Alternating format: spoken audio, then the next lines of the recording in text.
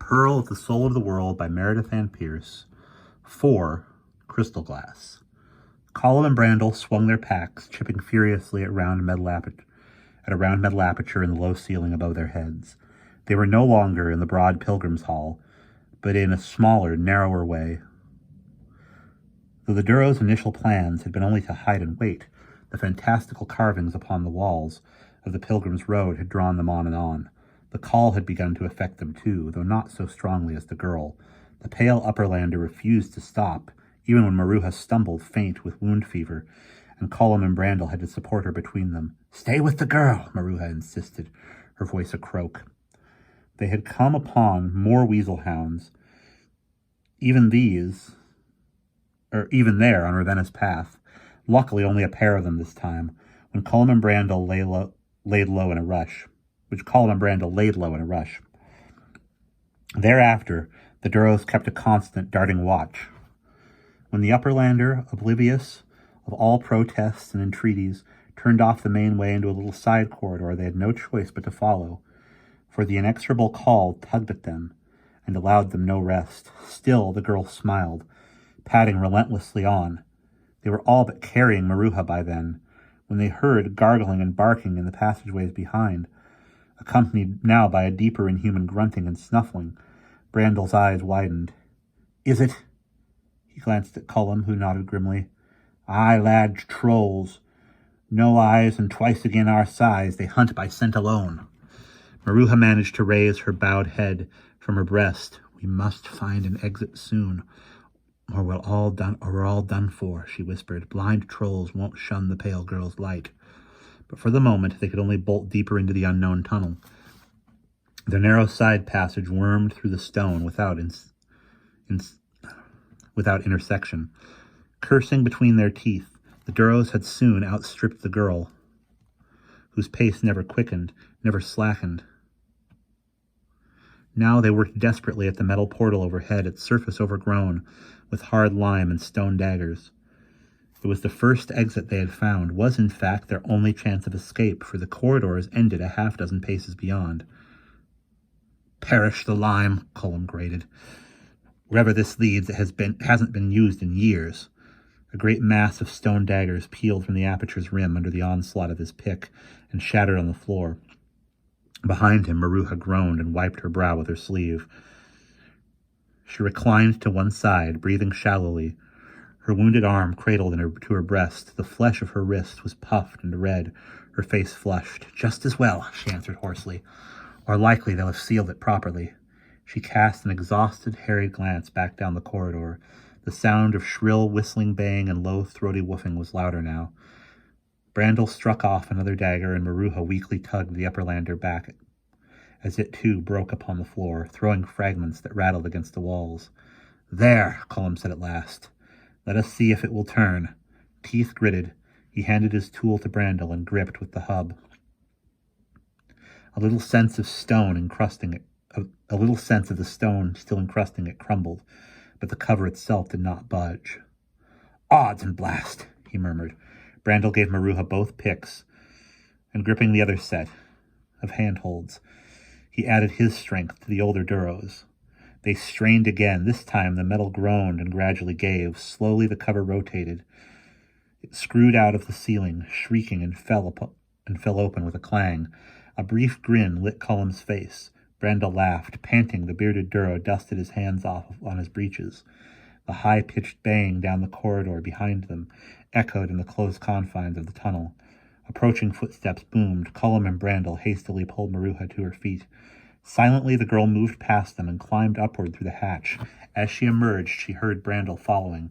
Colum quickly boosted Maruha through, then came himself. A moment later, he pulled the hatch to, and the sound of their pursuers was abruptly cut off. Colum screwed shut the round door and slid a bolt into place to prevent its being turned again from below. The pale girl stood away from the now sealed opening, her smile broadening. The call was much stronger here. Gazing about her, she realized all at once that she stood upon the planet's surface, no longer underground. A vast city surrounded her, like none she had ever seen. Strange, stately buildings of colored glass rose on every side, flanking deserted streets. No carts or foot traffic thronged the broad thoroughfares.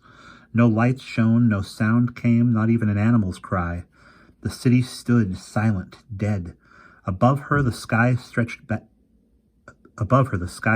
black, as it always did, night or day. It was night now, for the blinding white jewel of Solstar hung nowhere above the horizon. Only starlight and the ghostly blue face of Oceanus peered down at her through the vast crystal dome enclosing the city. No wind moved, and the air was thick, heady, hard to breathe. She had never tasted such air before. Ancient's ether. By the underreaches of the world, muttered Brandel, gazing about him and at the dark, shimmering buildings of colored glass. No song or story ever told it was like this. I've never been above ground before, whispered Maruha. Is that the sky? Without the dome overhead, I'd feel I might float away from the ground.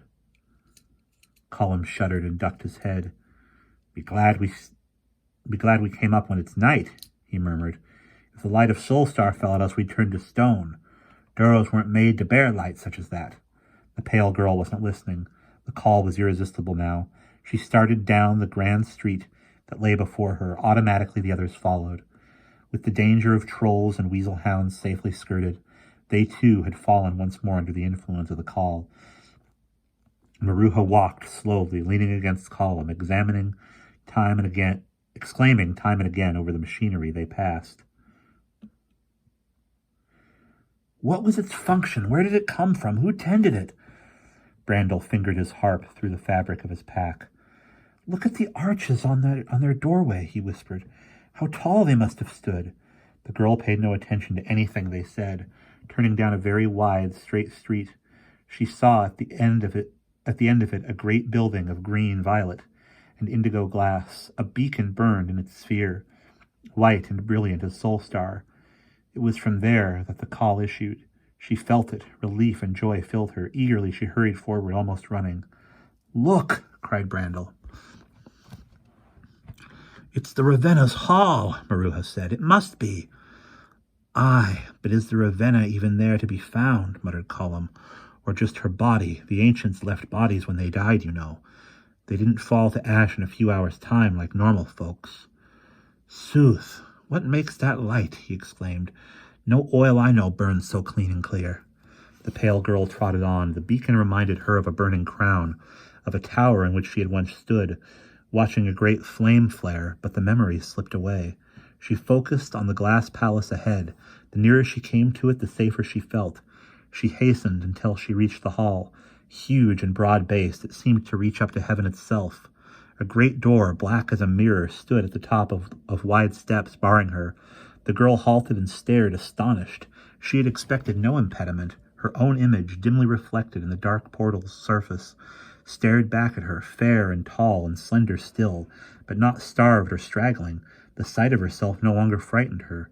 But she had no time to study it now. She needed to enter the hall, and the door was in the way.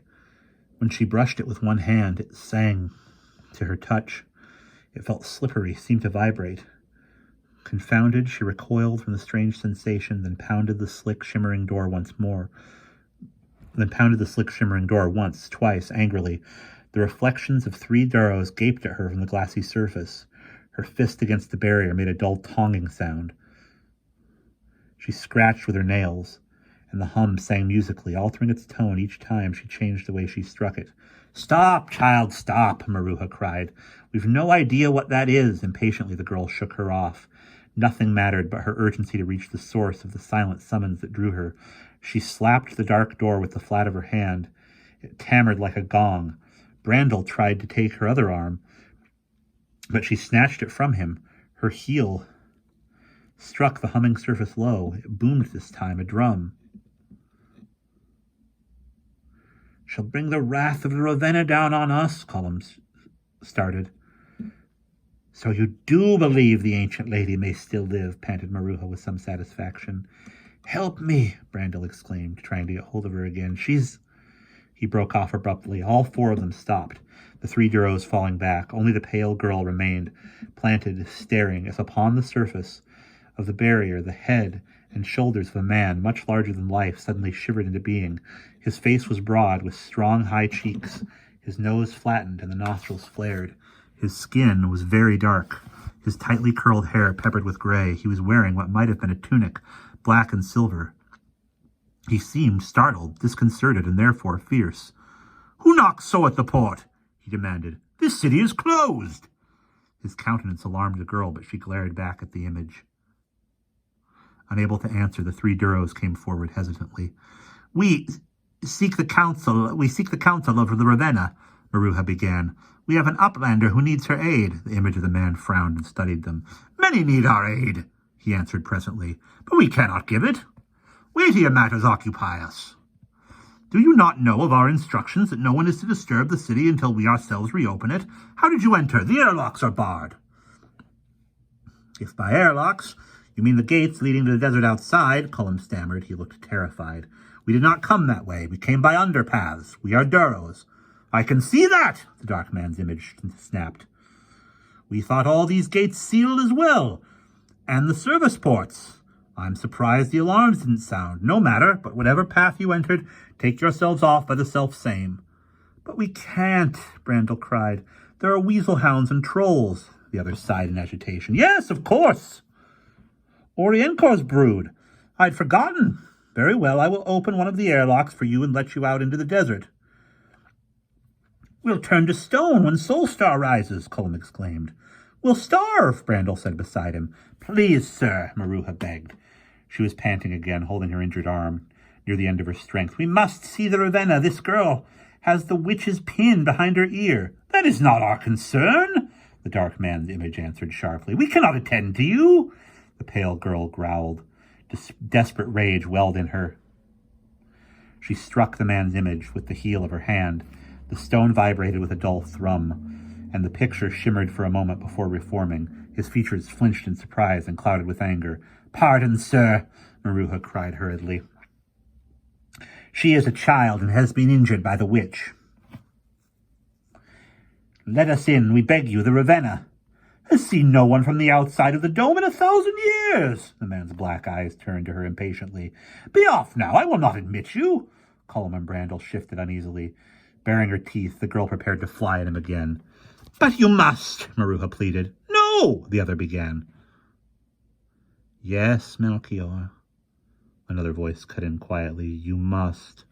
The words were low and musical, a woman's voice. The pale girl relaxed, even as the 3 Duros started and cast about, for the speaker was nowhere to be seen.